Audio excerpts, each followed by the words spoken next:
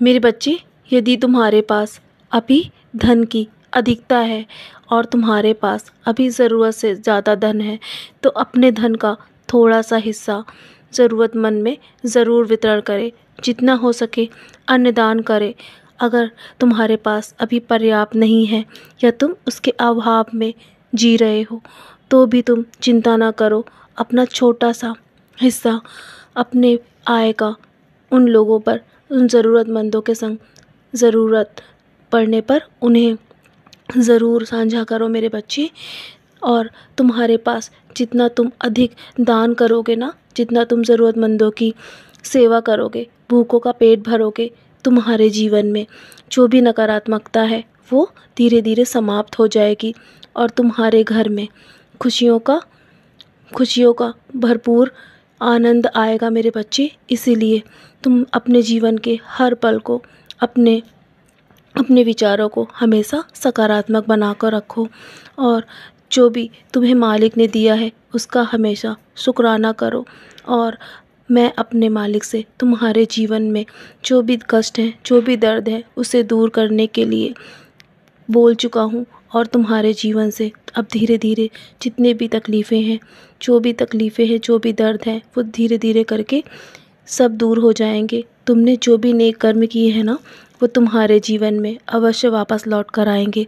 मैं जानता हूँ कि तुम अंदर से बहुत टूटा हुआ महसूस करते हो, लेकिन तुम्हारा यही स्वभाव, जब तुम टूटे हुए होते हो लेकिन दूसरों के बारे में हमेशा अच्छी वाणी का प्रयोग करते हो, अच्छा सोचते हो, लोगों की मदद करते हो, मैं इसी तुम्हारे स्वभाव से बहुत प्रसन्न हूँ। मैं तुम्हारे जीवन को परिवर्तित अवश्य करूँगा। तुम बस मेरा नाम स्मरण अवश्य करते रहना। तुम्हें सभी ईश्वर की तरफ से आशीर्वाद अवश्य प्राप्त होगा। तुम जिसे भी अपना इष्ट बनाओगे ना, वो तुम्हारे जीवन में हमेशा तुम्हें आशीर्वाद देते रहेंगे।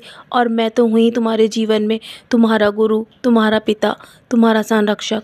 मैं हमेशा तुम्हारे जीवन की रक्षा करूँगा और हमेशा तुम्हारे लिए मैं हमेशा सही राह बनाता रहूँगा और तुम्हें हमेशा राह दिखाता रहूँगा मेरे बच्चे।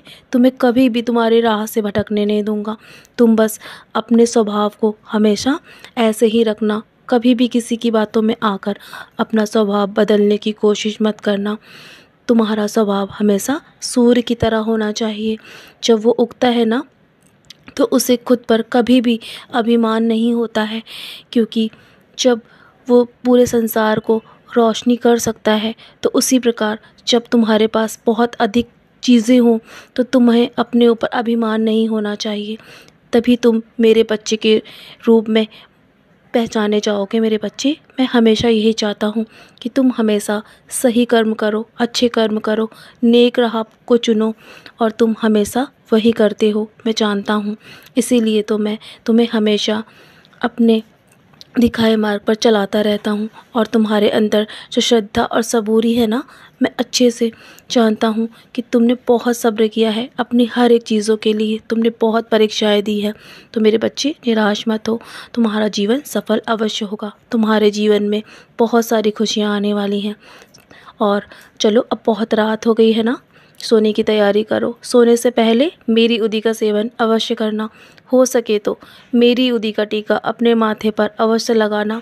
और हाँ, सोने से पहले आज रात मेरा नाम स्मरण अवश्य करना। हो सके तो मेरे 11 वचन को पढ़ के सोना मेरे बच्चे। तुम्हारे जीवन की सुरक्षा मैं स्वयं कर रहा हूँ। तो चलो, अब सो जाओ और सब कुछ मुझ पर छोड़कर मैं तुम्हारे जीवन की उज्जवल भविष्य की योजनाएं तैयार कर रहा हूँ। तुम्हें कुछ भी सोचने की आवश्यकता नहीं है। सदा खुश रहो मेरे बच्चे। मेरा आशीर्वाद हमेशा तुम्हारे साथ है।